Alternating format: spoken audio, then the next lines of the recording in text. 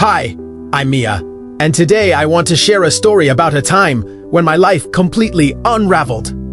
When I was 19, everything seemed to fall apart at once. My mom suddenly lost her job, and I found myself buried under a mountain of college bills. The pressure was immense. I remember one night, I was venting to a friend, and she casually joked, "Why don't you just find a sugar daddy?" We both laughed it off, but the idea, as ridiculous as it sounded, planted a tiny seed in the back of my mind. A few weeks later, staring at an overdue rent notice, that desperate thought started to feel less like a joke and more like a potential solution. Driven by desperation, I downloaded one of those apps. I was hesitant, nervous, but I created a profile anyway. It felt surreal. Within just a few hours, a message popped up. It was from a man named James, a 40-year-old businessman. His profile pictures showed a life of luxury fancy cars, exotic vacations. He was suave and well-spoken, offering to help me with my financial troubles in exchange for my company. He was charming, polite, and made it sound so simple. I convinced myself it would just be dinner, a simple conversation, and nothing more. I told myself I was in control. The first dinner turned into a second, and then a third. Suddenly, my life transformed. I was wearing designer clothes I could never afford, eating at restaurants I'd only seen in magazines, and going on spontaneous weekend trips. My friends were amazed. On the surface, I was living a dream. They saw the glamour, the gifts, the seemingly effortless lifestyle. But behind the smiles and fancy outfits, a feeling of emptiness started to grow. It felt like I was playing a role, not living my own life. I was Mia, the girl with the rich benefactor, but I was losing touch with the real Mia. Soon, the glamour started to fade, and the reality of the situation became clearer. James's charm began to curdle into something more controlling. He started getting possessive, wanting to know where I was and who I was with at all times. A simple text message from a friend would lead to a barrage of questions. He wasn't just helping me. He was buying my time, my attention, and my freedom. The gifts started to feel less like presents and more like payments. The illusion of a fairy tale was shattering, revealing the bars of a golden cage I had unknowingly walked into. The breaking point came one evening at a fancy restaurant. I was replying to a message from a classmate about a group project, and James saw it over my shoulder. His face darkened, and he started yelling at me right there in the middle of the crowded room. He accused me of being ungrateful and disrespectful. In that humiliating moment, a switch flipped inside me. I wasn't an equal partner in this. I was an accessory he felt he owned. I realized this life wasn't worth the price of my self-respect.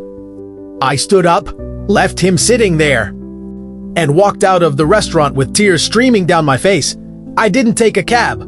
I took a city bus home. As soon as I walked through my door, I deleted his number, his photos, and every trace of him from my life. The next few months were tough. I picked up a part-time job at a local cafe. It wasn't glamorous. I was tired. My hands smelled like coffee grounds, and my bank account was perpetually low. But for the first time in a long time, the money I earned was truly mine. The life I was ill belongeait à moi. I was paying my own bills, making my own choices, and rebuilding my life on my own terms. I learned an invaluable lesson. Real happiness doesn't come from a designer handbag or a five-star meal. It comes from freedom, from self-respect, and from being surrounded by people who genuinely care about you, not what you can do for them. Montpa said, and things slowly, surely got better. I worked hard in school and managed to get a scholarship, which eased my financial burden immensely. I eventually saved up enough to move into my own small apartment. It wasn't a penthouse, but it was my sanctuary. Now, whenever I see a luxury car drive by, I don't feel envy. I just smile and remind myself of something far more valuable. It's been 6 months since I walked away from James. 6 months of rediscovering who I am without his shadow looming over me. I'm working full-time at this cozy little cafe now, studying part-time, and for the first time in years. I feel genuinely happy. My smile isn't forced anymore. It's real, and the customers seem to notice. I'm finally... Hey! One crisp morning, a fancy car, the kind that makes everyone on the street stop and stare, pulls up outside. My heart does a somersault I didn't ask for. It's James. He steps out, looking just as polished as I remember, holding a small, elegant gift bag. My breath catches in my throat as he walks in. I'm frozen behind the counter. "Mia," he says, his voice softer than I've ever heard it. "Can we talk?" Every instinct screamed no, but a small, curious part of me agreed. Just 5 minutes. We sit at a small table in the corner. He looks me in the eyes and says the words I once thought I'd never hear. I was controlling. I was wrong. I'm sorry. Et elle m'a acted to therapy, trying to understand what the way he did. Then comes the offer. A job at his company. A real career opportunity, he says. No strings attached. I don't know what to say. My mind is a whirlwind of confusion and doubt. That night, sleep is a distant dream. My mind keeps replaying our life together, the dazzling highs and the soul-crushing low, the lavish gifts and the cutting words. Premier calmement my voix whisper. She listens patiently, then says something that hits me right in the heart. People can change, Mia, but never forget who you had to become to survive him. Her words are the anchor I need. The next day, I decide to visit his office. Not to accept the job, but to find closure. I need to see if anything has truly changed. James's office is exactly as I imagine, vast, modern, and intimidatingly cold. He greets me with a practiced kindness, showing me around this glass and steel kingdom. "I just want to help you start your career," he says, his tone smooth and reassuring. "You deserve this." I thank him, keeping a polite distance. But something still feels off. It's like he's offering me a prettier, more professional version of the same gilded cage I just escaped from. A week later happens. My manager at the cafe pulls me aside.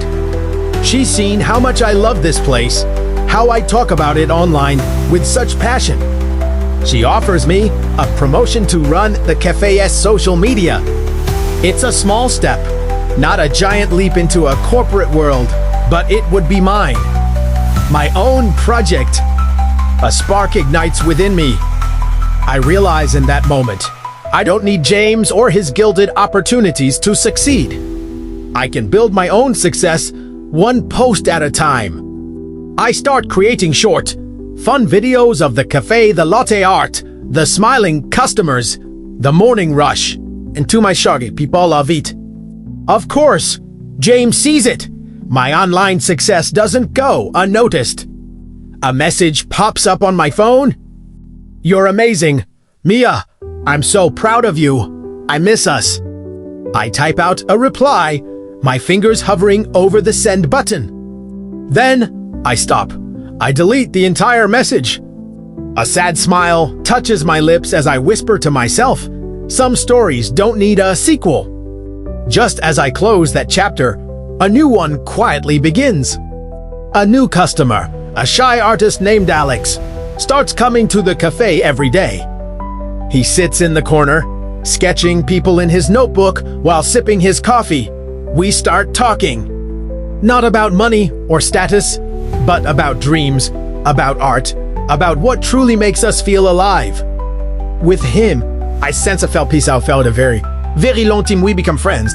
We even start working on a community art project together. One afternoon, while painting a mural, he looks at me and says, "Real beauty doesn't need luxury to shine." He sees me, the real me, Not the woman I was trying to be for James. No masks, no pretense, just Mia. One last message from James arrives. I'll always care about you. Take care, Mia. This time, I don't even feel the urge to reply. Premier Jusmain the chapterly over. I block his number. And with that single tap, a mountain of weight lifts off my shoulders. I pour all my newfound energy into my life.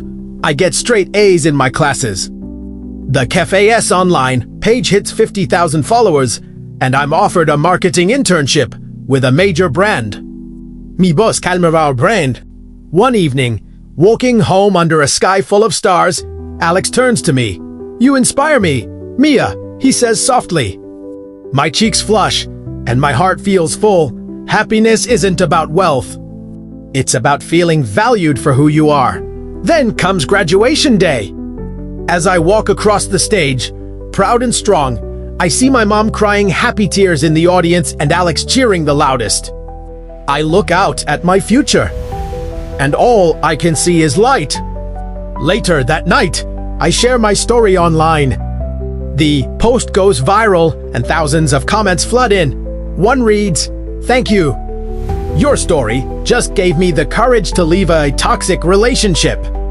Reading that, I finally understand my purpose. Sometimes, the hardest goodbye you ever make becomes the door to your very best life. I'm back where I started.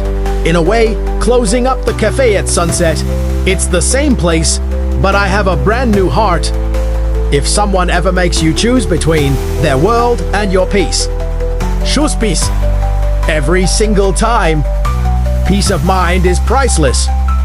Thank you so much for listening to my story. If it resonated with you, please consider liking this video and subscribing to my channel. It means the world to me. See you next time.